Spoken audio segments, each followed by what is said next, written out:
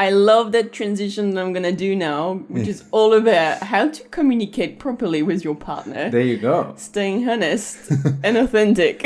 That's the subject for today, guys. We're going to stay honest and communicative.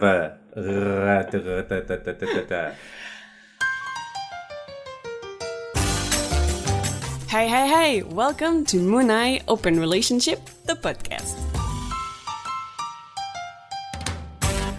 Hi, my name is Gwen and I'm an open relationship coach. And I am Mr. T, her partner in crime. We're here to share our awesome journey with open relationship and non-monogamy. Disclaimer: we are not here to tell you what to do, what is right or wrong in your relationship. We are here to give you ideas and tips based on our own experience. And while doing so, we may discuss things that are not suitable for a younger audience. 1, 2, 3, 4. And that's the new jingle for Munai Open Relationship, the podcast. I'm actually considering a new career. Yeah, I think you should. Singing and beatbox, because I feel like... Yeah, beatboxing. Guys are going to put this at the end of the episode so you can hear when beatboxing. Just let me know if you think it's a great idea for me to change career or not. Yeah. Yeah, I would be interested to hear your thoughts. Most probably people will tell you to maybe... Follow my dreams? Yeah. Yeah? That's what they're going to say? Yeah. Cool. You should start practicing though. Practice makes it perfect? No, makes improvement. Is it that bad? No. It's never bad. It's just need improvement. That's okay. it. Well, I love that transition I'm going to do now, which is all about how to communicate properly with your partner. There you go. Staying honest and authentic.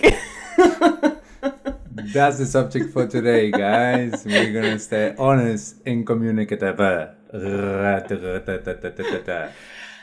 Anyway, welcome back. Welcome back. We took a little vacation. Yeah, it's been quite busy couple of weeks. Yes. We got COVID. A few things happened. COVID, we had an event. We traveled for the first time in a very long time. Inside of the country. Inside of the country, yeah. But at least it was good to be traveling, be in a plane again, in an airport. I love that sensation. I know. It's so nice. And so today we are going to start with our first section, and we've been talking quite a lot about the different myths and misconceptions around open relationship. Mm-hmm. And so we've decided now to kind of transition into helping you with kind of the prerequisites for an open relationship to be healthy and to work. Yeah. So in the next couple of podcasts and weeks to come, we will covering different subjects. Yeah. To help you in this matter. All right. So let's start today with communication. I think we mentioned this a couple of times in the beginning of this podcast, and I think we said every single time that we talk about open relationship. Yeah.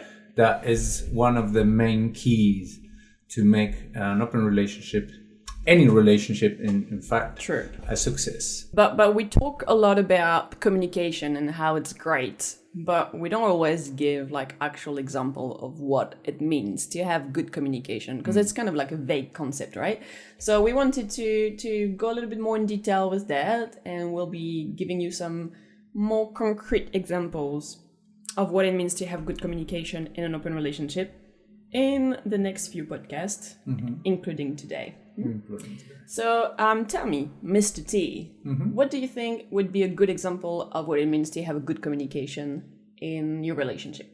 I think one of the main keys is to find the way to express your feelings without justifying yourself or trying to blame the other. Is trying to be honest within yourself and trying to express yourself and not being able and not feel guilty of being vulnerable in front of your partner. Can you give us an example of what people may say and what could be better to be said instead? I think, for example, one of the elements that you might have, one of the problems you might have in your relationship is when you feel insecure or when you feel jealous or something is not making you feel super comfortable with what's going on in your relationship. And the first act that we have is to blame the other one on what is going on. So if I'm feeling insecure, it's going to be really hard most of the time, especially for males, to admit that I am insecure. So most probably what I would do is say, you are doing this, or you're not making me feel good. It's all about you, rather than saying, look, at this point, I'm not feeling comfortable with this situation. I'm not feeling comfortable with you seeing this person. It's very important to be able to recognize what is the feelings that you're having, what is that is going on with you, and express it from that point of view. Like, it's me that is feeling this. It's not you that making me feel anything. Be able to take responsibility for your own emotions. Yeah. Cool. Awesome. What about you? Well, I think one of the important part of the communication, the concept that we tend to forget, is that communication is verbal, but also non-verbal. What do you mean? What I mean that it's good to express your feelings, but it's also good to create a space where feelings can be expressed. So, for example, if you come to me and you tell me that you're feeling insecure because maybe there's something I'm doing with someone else and that's making you feel insecure, part of my communication skills is not just to reply to you verbally with words, but it's also to be able to hold a space where you're not going to feel judged. And that goes a long way with actually having your body language accepting the other and making the other feel safe. And what body language would be? I think being able to smile at the other and not crossing your arms, for example, being able to show that you're welcoming the other, even if their feelings, you may feel that they're not valid or anything like that, being able to just stay there and actually not talk. Sometimes it's just about listening, and that's part of a really good skill in communication, is actively listening to the other instead of trying to talk and trying to express your opinion. I think that's a very valid point in terms of, especially from thinking like a man. Yeah. We tend to have that idea we need to fix things. Yeah, Mr. Fixer. Mr. Fixer. And sometimes something that I have learned over the years, especially being in an open relationship, and I have done other courses that help me to deal with this thing of communication, is to ask the other one, do you want me to respond to you, or do you want me to listen? And once you have that input, you put the ball on the other side of the field, and you let the other person take responsibility for what they're about to talk about. Yeah. And if the other person says, I want you to listen, okay, just listen, take it in. Yeah. Whatever it is, it might make you feel frustrated. It might make you feel that you want to reply, or you want to give an answer, you want to give a solution to that person. But in fact, if the other person asks for just be listened, it's good to just understand that the situation is with the other person. Yeah. It's not with you. Yeah. When someone is talking to you about a problem that they have with you, or something that is going on in a relationship, we try to justify ourselves and trying to find the reasons and trying to tell the other one why I did this, and it's trying to make me feel that I'm not doing something wrong. I'm doing things from the good place. Yeah. And sometimes you need to understand that you just need to listen what the other one has to say and not take it personally. It's nothing to do with you. And if you know that you have done things from a good place, with a good heart, it's nothing that you need to justify. Yeah. You just need to listen how the other person felt or see the situation from their point of view. And once they finish, you can ask, can I give you a response? Can I give you my feedback? Can I give you my point of view? And in that way, it will create a flow and the communication in a different way. True. Okay, cool. I think there are so many things that we can say that we can kind of... So for people who wants to learn to communicate or are wanting to improve the way to communicate, something that I did that helped me was a course that is called Non-Violent Communication from Marshall Rosenberg. It's a psychologist. I think he passed away already. And it's a big movement in psychology about non-violent communication. And is free. It's on YouTube. You can watch it. It's like 1 hour video each session. And it helps you a lot to understand how to communicate with everybody, not just with your open relationship, but with your friends, with your colleagues. And it will help you to improve a lot to how to relate Yeah. to people. Yeah. And it really, really helped me, at least, to understand and to comprehend what I was doing when I was thinking that I was communicating properly, and actually what I was doing what I was saying at the beginning. I was kind of avoiding to be blamed and to feel guilty about something and trying to justify myself, explaining my situation. And it is not the way to make people listen to you and make people feel that you listen to them. Cool. Awesome. Should I put a link to it or something like just the name maybe and the reference of the podcast so you guys can find it? Awesome. Thank you for the recommendation. You're welcome. It's a pleasure. I feel like a puppet. All right. You feel like a puppet? Yeah. You do look a little bit like a puppet. Yeah. It's a compliment? Is it? Yeah. Is it? Yeah. It's a beautiful puppet. Okay. Ooh, what a sexy puppet. Anyway, let's jump into section 2. It's story time. Once upon a time in a country far, far away. Hashtag New Zealand. All right, so let's keep going with the story. The story of our experience. So I think one of the things that we found was the different parties we went to and the clubs and stuff like that is that we actually got to meet and have conversations with people who had the same type of lifestyles.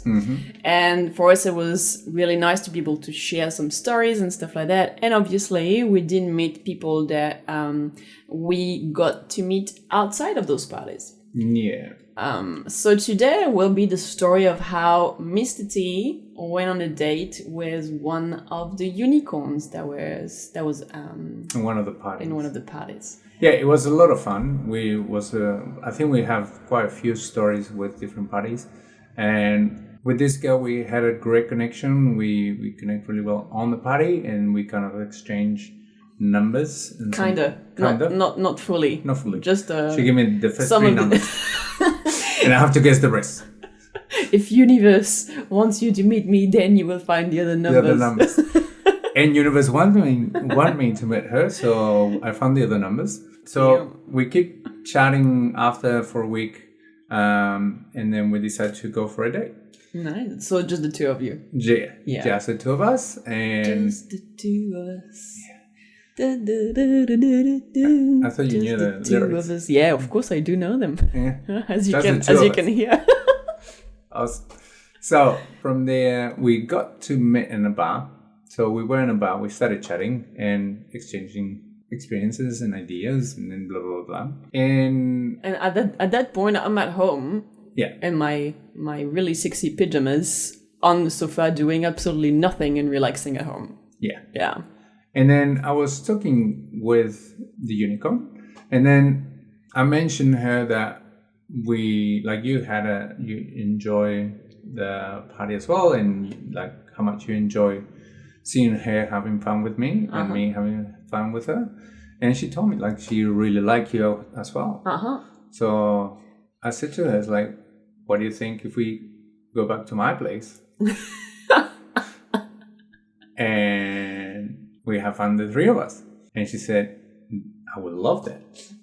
And so my phone rings, and I'm surprised, curious to see that Mr. T is already calling me back because it's still quite early at night. Yeah. Like, and then he's like, "Hey, are you busy right now? What do you think if I bring our unicorn back at home?" And at that point in my brain, I'm like, "Oh my god, I'm in pajamas." I need to jump in the shower. And so I said, yeah, of course, bring her back home. And so, yeah, I had the little surprise of having to rush really quickly to the bathroom, have a shower, and look somehow presentable. And then Mr. T brought back this beautiful woman back to our place. And we had a lot of fun. A lot of fun. Yes. Very good night. Yes. Anyway, we're not going to give you details. So this is an experience like, that was one of the really good experiences that we got out of those parties. Was to be able to meet people, like-minded people. Yeah, and it was very, I don't know, the connection that we both had with her was really nice, and we have a great time together. Yeah. Unfortunately, she got into a relationship. Fortunately, well, fortunately for her. Not for her, She's probably. happy, right? She's, I don't know. I haven't talked to her in a while. She got into a relationship, so we couldn't meet again because her partner was not into non-monogamy. Yeah. So, but we have an amazing night. Yeah, I think it's one thing that we can see. Most of the greatest experiences we've had was when it was not planned. It was just on the moment. We got to meet some people. The energy was there. The connection was there, and it just worked. Yeah. Yeah, I think when sometimes it's too planned, that's when we've had some. I have had a little bit more issues to kind of relax and really enjoy it. Yeah. Yeah, so I think, yeah, definitely our best experiences was just like, yeah, unplanned things that just happen on the moment, great opportunity, and take it at boom, boom. Take it boom, boom. Okay. Great. So next week we're gonna keep talking about this experiences. We might have other ones. That may not be as positive, but still, like, we learn from it. I think one of the beautiful parts of all this is how much you learn about yourself, about other people, and you keep discovering new ways to connect and disconnect and and enjoy the moment, even when sometimes it's not the full thing. The full thing. That's suspense created here. Okay. Anyway, it's time to jump into our last section. Anyway. Jingle time. You hear it, you type it, you send it, you ask for it. You hear it, you type it, you send it, you ask for it. All right, so our first question today, Mr. T, is once you open your relationship, how do you talk with your partner about transitioning to polyamory? I'm gonna guess and I'm gonna give ideas, but it's not my case. It is or it isn't. I don't know. We're going back to the same point at the beginning. Communication is key. I think the same, like you need to understand why you are in non-monogamy. What is the reason that you go into non-monogamy? Sometimes just having sex, this is like when you are single. Like when you are single, you get the fun, you get to have hookups and very casual sex for a while. And then when you did it long enough, you start needing something else. I know that the connection goes elsewhere, that you need to have someone that you can chat more often or connect in a different way, or stay in your house or you stay in their house. So the connection has to be a little bit deeper, not just the casual connection with that person. And that might make you feel that you want something else. You want a relationship. You want someone that is more stable. I guess in non-monogamy can happen the same, that you might feel like quite empty sometimes when you're having casual sex and you want to create deeper connections with the people that you are having sex with, and then from that point you need more emotional connection with that person and seeing them more often and create a relationship with those people. So I guess the way to transition to poly is first understanding what is going on with you, why you needing to have an emotional connection with more people, if it's something that needs to be explained, and then talk to your partner and see how they feel about it and see how is that taken. And from there is just obviously finding the people that you can connect with to create a second relationship. And okay is something we talk kind of a few times. Locally, we never had... Luckily or locally? Locally, here. Locally, in Auckland. In Auckland. We never had the possibility to build relationships, mostly because we are both super busy and we don't have space in our life to create another relationship, I think. I have, in my case, relationships with a lot of other lovers that I have around the world that are still in contact, that we connect and reconnect and chat and have a relationship, but it feels more like a friends with benefits, that we share these beautiful moments when we get together in the same place, in the same time. But that's it. And I think you never had problems with that. But we never talk about being poly or being open relationship. We always define ourselves into the open relationship side. What about you? What do you think? So first, regarding the question, it's all about communicating, telling your partner, understanding your reasons so you can actually explain them to your partner. Because probably what your partner will ask you is, what is it that you are not finding as being enough with having casual sex? What is it that you're seeking, that you're looking for with having other type of relationships that are not just casual sex? And without putting blame or anything, right? But just for you to understand what is it that you're actually looking for. And sometimes what happens too is that it's just that you're meeting one person and then you starting to have some feelings towards one person. And it's possible that you may have those feelings toward just this person, but not any of the other lovers that you're having. So it could be really nice to just explore where this is going. And it's possible that once you've explored it, you actually decide that you're happy to go back to being in an open relationship. Yeah, communicating with your partner is super, super important on those things. And regarding our relationship, I do think that if it was to happen, it would be exactly in this type of situation. And it would be because I've met someone and I'm feeling like potentially exploring the romantic feelings I may have for that person. But I don't think otherwise the main concept of polyamory is something I want to explore just in general, because I just don't have the time and the energy for it. Yeah, pretty much. Okay. I don't know. I don't know. It does take a lot of time and energy to be in a relationship. Yeah. And you're already taking a lot of my time and energy. In a positive way, of course. Because I want it. Because I'm happy to chat with you and spend time with you. It doesn't feel like that right now. Like, like doing a podcast with you and things like that. Thank you. You're welcome. Question number 2? Question number 2. Okay. So we got this question from one of my followers on Instagram, who told me that she was struggling quite a lot with feelings of jealousy. And she's going to go through them, but she was just wondering, when does she need to decide if actually non-monogamy is good for her or not? If it's being so difficult to go through those feelings of jealousy. Yeah, that's important. You go first. Yeah. I think it's like anything in life that you try to do. It may be difficult at some point because you're being pushed out of your comfort zone. It means it's going to be hard. You're going to have to go through the whole hero's journey, like you're going to go through difficulties, and then you're going to find some new skills that are going to help you resolve this problem. Now, what's going to make you decide if it's good or not for you is, are you feeling like a better person? Are you feeling like it's actually helping you becoming a better version of yourself?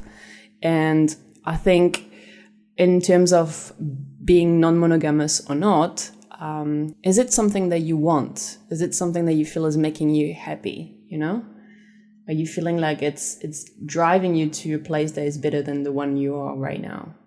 Wow, that's profound. That's what I experienced personally. We've had some moments where I questioned a lot of things in terms of who I was feeling jealous, I was feeling insecure, but I never doubted that I wanted to keep that relationship going. First, because I really loved T, Mr. T. Yeah. It was something, the relationship that we had outside of the sexual relationship was something that was worth fighting for. And also because I kind of really loved the idea of freedom, the idea of the open relationship concept in general. And that made me realize that, okay, I'm not there right now, but it doesn't mean that I won't be able to get there at some point. And so I kept pushing. I did get some people asking me around if there was really a good thing for me, if I was sure of what I was doing, if I was not maybe doing it just because I wanted to keep Mr. T in my life, I had a few comments like that.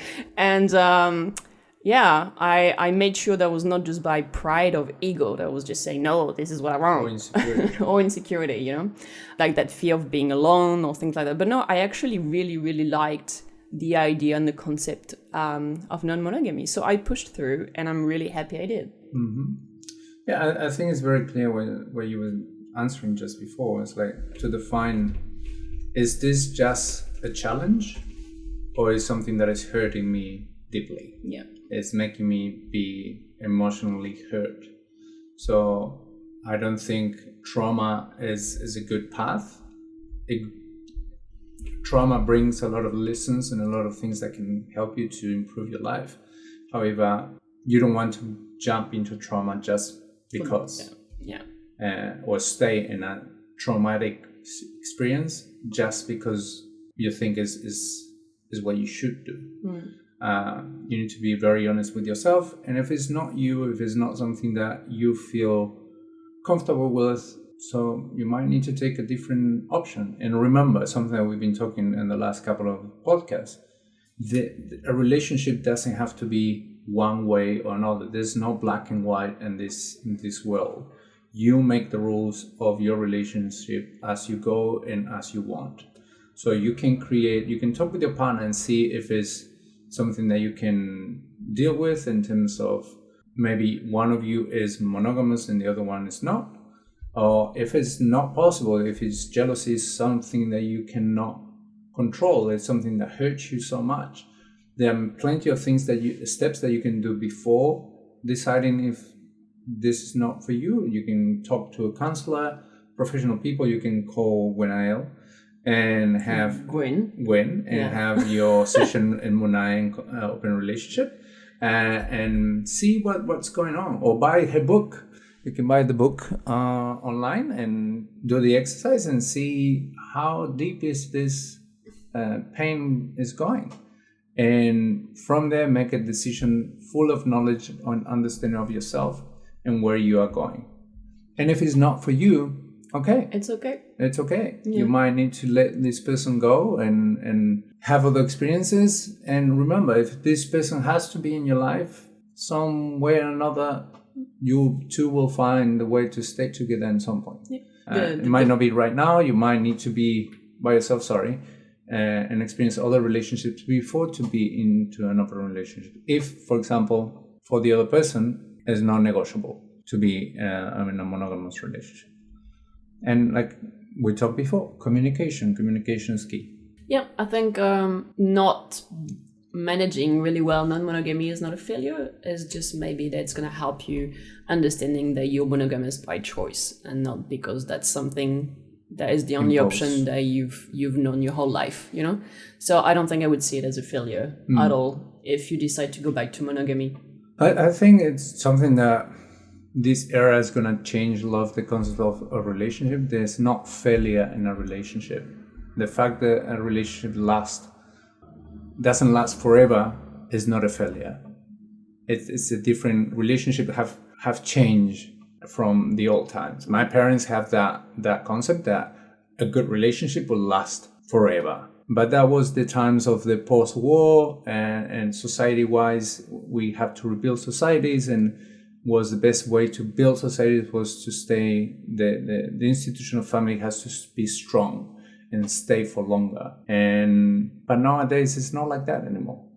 Relationships in any title and any stage that you are last as long as they have to last, and any relationship is a success because it gives you new experiences and new ideas about who you are and how you act in relationship with other people. Yep.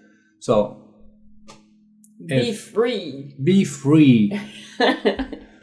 I want to break free. Exactly. I want to break free. I want to break free from your license. No, anyway. Well, I'm not the only one not knowing the lyrics, I can see. I know the lyrics. I tried to sing quite a lot in this episode so people can have a really good idea of if it's a career for me or not. You know, like I wanted to give them the option to. Yeah, I think you're gonna have a lot of people asking you to stay in an open relationship.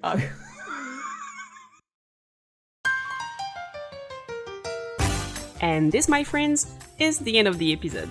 But don't worry, we will be back with the next one really soon. Ciao, ciao!